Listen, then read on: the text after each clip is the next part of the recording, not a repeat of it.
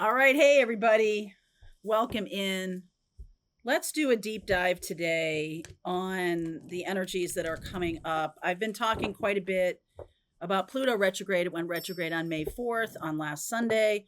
We have a full moon in Scorpio coming up, which is kind of a big deal. It's not super, it depends on, it's not an eclipse or anything like that, but full moon in Scorpio for me is is very loud because it is about endings, like real transformative endings. And I feel like it's amplified because we have Aquarian energy, also another fixed sign. We have Pluto, that Pluto retrograde is in another fixed sign. So Scorpio's fixed, Aquarius is fixed. If you have lots of Leo and lots of Taurus, this can be energetically powerful for you. Okay. Also, people who have like late degree cardinal signs, because you're almost into the fixed signs, right? Like 29 degrees of any of the cardinal signs. So Libra, Aries, Cancer, Capricorn.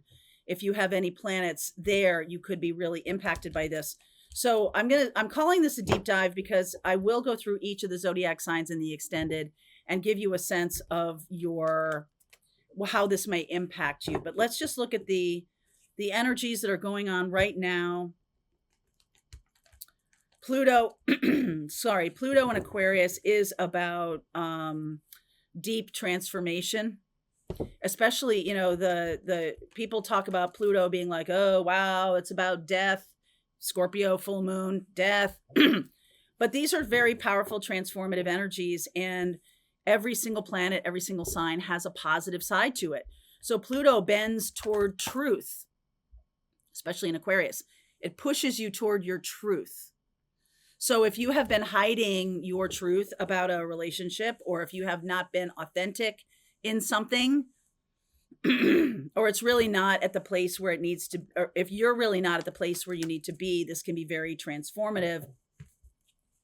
Things that have been calling you for a while may suddenly make themselves known, and it's like, I have no choice but to go toward it. So let's see what's happening. Let's see what's happening, right? I may do a deep dive just for twin flames. Okay. Okay. So you'll see that today too, if I can get to it. Hopefully it'll be today. All right. So let's see what's going on here. This is for the collective. This is for those of you who feel drawn to the title of this reading, which I don't know what it is yet. Okay. This is going to give you some indication as to the deep dive energies. Okay. So what wants to come out, please, for those watching? Right. Between worlds. Look at that. There's the new life. There's the new life. There's Aquarius energy. Thinker and imagine. Ooh, that's such beautiful energy. This is about not just sitting in logical calculations. It's really about letting your creative energies flow in terms of where you're going. What's that new life about? I like the new life with this Technicolor as opposed to the black and white. Something you've been in, some kind of experience you've been in for a while has become gray. Not unstable, but just not exciting or interesting, or it's just not getting your motor running. And I feel like a lot of us are needing in a big way to find our joy again. There's something about that. The transformational energy can be about, hey, I'm going to go towards my joy, and the truth of it is that this ain't it. And sometimes that's really hard to say, right? That's really hard to say to people, especially from a love perspective, or maybe it's a job perspective. But either way, there's a logical foundation, because I'm really looking at this thinker. This is a 44 card, and that's all about foundations. There is a logical foundation to the desire, the way forward, the new sort of vision that you have. Piscean energy, right? Very creative energy, very sort of like, it can be seen as pie in the sky, but we have this foundational energy, fixed energy that says, okay, it's become too fixed, it's become stagnant. So I need to bring in a little creative life force, so I can turn whatever's gray into something that's technicolor, something that's brighter, that's joyful, that's powerfully me, powerfully authentic. And I get the feeling that some of you have resisted this for a while. Not because, I mean, I'm making it, I'm bringing the Sag, right? I'm bringing the, hey, new stuff is awesome kind of energy to it. But there is, I feel like I'm talking to a group of you who really have a hard time with change. Okay, a very hard time with change. And mostly because you have been either trained or you believe there's some foundational belief in you that says change is always bad. What are the things that are stagnating in your life? What are the things that are bringing what are the things that are something in my stuck in my throat here? There's a truth that needs to be said. And remember what I said about Pluto bending you towards truth. The full moon in Scorpio, another fixed sign, like I said, not really super psyched about changing tack at this late date, but it becomes untenable, unsustainable. There's no choice. Okay. 7 of Swords, 2 of Wands. There is choice. There was choice. There was. There were options. Maybe 3 years ago, there were options of making different decisions. And I feel like there's something here about, I keep getting the 7 of Swords as somebody lying to themselves. There's something about like, you kind of told yourself a story that made you stay on the same path. You told yourself a fantasy that kept you going down the same road, even though it wasn't joyful. Here's the choice again. 7 of Pentacles, 7 of Wands, and the 6 of Pentacles. There definitely feels to me like you might need a wise, like going to the Hermit. I know that's the Hierophant in this deck, but the Hierophant in this deck is very much more of a natural leader, a natural Gandalf kind of person. And Hierophant in other decks is very traditional, right? It's Taurus. But in this deck, it's much more natural. It's much more about the natural world, about nature, about my own authenticity and things like that, like really getting to the core of who I am. Very Aquarian. But Aquarius squares Taurus because Taurus wants to be comfortable. The Taurus energy wants to be comfortable, and that's why change is resisted. It also squares Scorpio, because Scorpio and Taurus are opposite signs. So there's a square energy here when something's in Aquarius. And what that means is tension or challenge to transform. It's opposite Leo, by the way. And Leo says creativity and joy and fun is like the name of the game. Aquarius is much more practical than that. So there's some kind of need for balance. If something isn't joyful at all, that's what Leo is saying. Things need to be happier. Things need to be more fun. Things need to be exciting. Things need to be joyful. And Aquarius is much more serious. Okay. So oppositions are about balance. Squares are about challenge, right? This is particularly about change.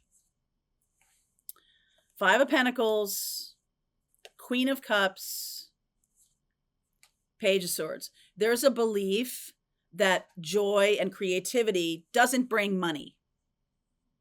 And I feel like a lot of the transit of Pluto and Aquarius over the next 20 years is going to show us that there's some things more important than money.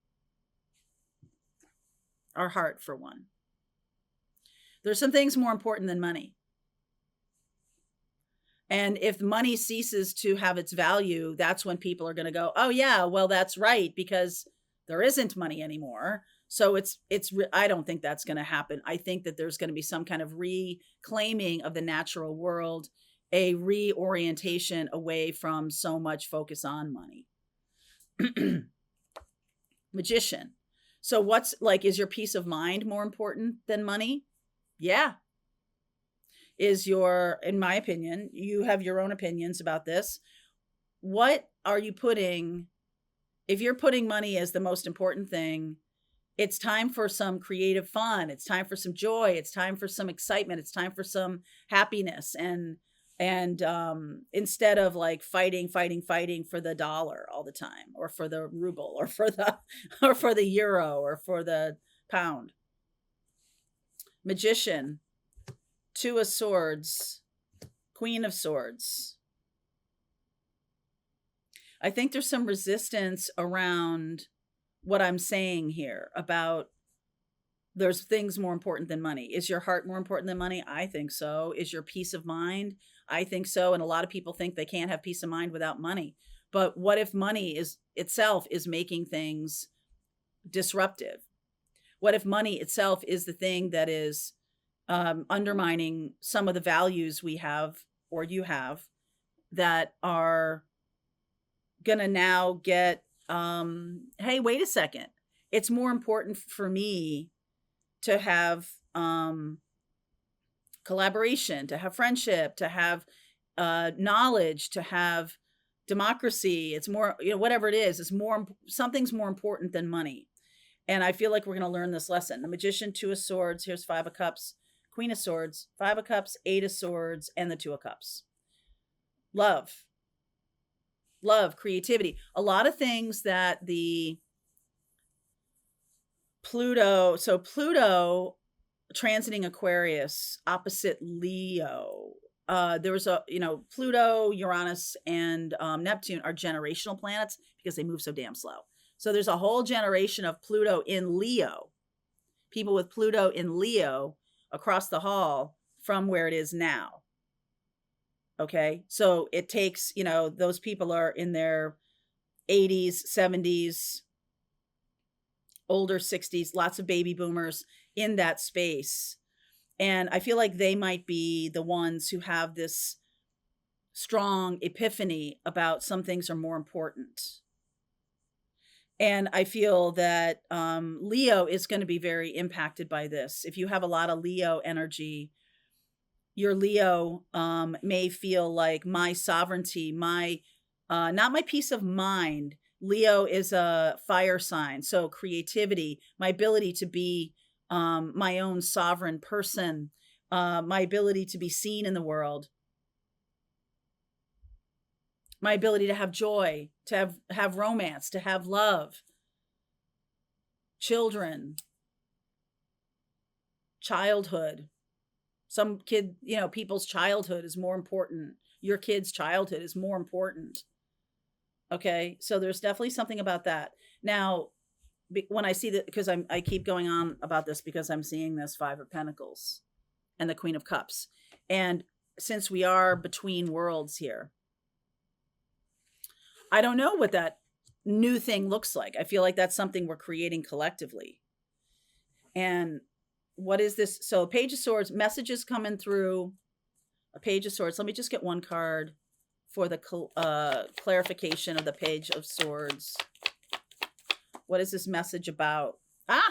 Page of Wands, Leo energy. So this is Aquarius and Leo together. And this is childhood, right? This is about going back to when you were a kid. What did you really, who did you want to be when you grew up? What did you want to be? And I feel like that's something to revisit. Okay, that's something to revisit. The Magician, the manifestation. I feel like some of you are now going to be reinventing yourselves. There's going to be people who don't like it. Okay, and they're going to, because the old energy is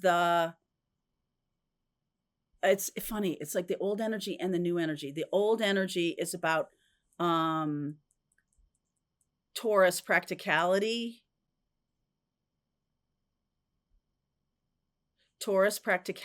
Scorpio, scorpionic energy of oh wow. Okay, hold on one second. I'm trying to like get this. There's something really important for me to say here. The Taurus energy of our values may be changing, and Taurus and Scorpio together as the squares to this energy. Taurus and Scorpio say you must have a balance of risk versus security in order for um if we're talking about balancing, which I think that's what's happening here. We're getting so polarized in our world of, black and white, right? This is a black and white kind of world. We're now going to see that there's benefit to having stability and structure, which of course I think most people are in that camp about, having stability and structure brings creativity. Can't really have a lot of creativity if you're just trying to like cobble things together. Scorpio says, Scorpio kind of thrives on risk. And that also gets old, okay, for people. That if I'm constantly going through change or if you have a lot of Scorpio or eighth house energy, if you're constantly like reinventing yourself or whatever, that might become tiresome too. So there needs to be a balance. Like I've moved 21 times in my adult life. Moving is a thing for me because I'm essentially learning new things in each location. That's part of my life story, part of my life journey. Each place has a different energy to it, drawn to astrocartography. Each place on the earth has a different energy for you and for me personally. That's what astrocartography is. It's about your own birth chart laid over top of the planet, and different lessons happen in different places. So some of you are really seeing that you're wanting to manifest change, and there's a pushback against it because of what you learned as children. Some of you are going to see how much you kind of just incorporated values that may have kept you safe or may have worked up until now. There's something happening now in this new energy that is going to make you rethink this. Queen of Swords. I'm going to get a lot more clarity on this, and I'm going to embrace my heart more. Right? All bets are off. Like if it's a lie, and it certainly was in my family. I don't know about you, but retirement was a lie in my family, and it always has been in my immediate family. That the working until you hit 65 or something like that. Both my brother and my father have serious illnesses right as soon as they retire. Okay. Mom, not so much. Mom was she had a different set of values. She really did. But there's a sense of like, what is it that you were raised to believe? And it's not that your parents really lied to you, although the Seven of Swords is here. They may have instilled some values in you that no longer are true. Or they may have shown you a kind of life that maybe you are called to do something else. And now this is the time to sort of reinvent yourself. Aquarius is all about reinvention, renovation, especially in retrograde. It can be a renovation. Maybe some of you don't have to completely rip up everything from the ground and start over. Others of you are going to rip up everything from the ground and start over because there's some foundational elements that don't make sense anymore to you. Okay. This is very much, even though Aquarius and Pluto in Aquarius is very much about how we are all connected. And if we are in this heavy energy, or if we're in something that's, not working, that's Seven of Wands in this deck. It's about things not working, breaking down. And if things are breaking down, then why not go toward joy? Why hold on to something that is stagnant, stuck, not helping you, not bringing in what you need to create survival, to create stability, to create, some kind of peace. Why cling to that? And I feel like a lot of people are waking up to that right now. So there is this 5 of Cups and 8 of Swords here that says mindset about like something that's lost. It's like, was it really bad to lose it? If it was dragging me down, if it wasn't, right? Like some people hang on to relationships for a really long time only to recognize that when they go, maybe through the ending process, because we're talking about full moon in Scorpio and Pluto, the transformational process, you've held on, or maybe you held on too long or something like that, only to realize that it wasn't really adding any value to your life. In fact, it was doing the opposite, but there was some reason you're hanging on to that. So I like this 2 of Cups here as we look to the future, because that says to me that there's a new opportunity coming in that you don't see yet. You see the angel behind her. There's a new opportunity. That's the Ace of Cups there coming toward you. And like the key is to like get rid of the bonds bonds that have been holding on to you. Maybe they're subconscious for you. And Pluto in Aquarius is a lot about bringing things conscious. All right. So let's do a deep dive into this. I want to look at what we don't see coming. I'm going to go through each of the zodiac signs and give you sort of a sense. I'm going to pull some cards for each of the zodiac signs. You can look at them as sun, moon, rising, or Venus, however you want to look at them. If you have a ton of planets, let's say in Leo, you might want to look at that more deeply. What are the planets? And those are themes, okay, in your life, energies in your life. So let's continue on. Link is below if you want to continue on with me, this deep dive about Pluto in retrograde and the full moon in Scorpio coming up. All right. Link is below if you want to continue on. I'll see you over there. All right. I hope you enjoyed that video. If it was helpful to you, please consider liking this video and sharing it with anybody who might have a need for similar kind of information. And if you like this video, check out these videos.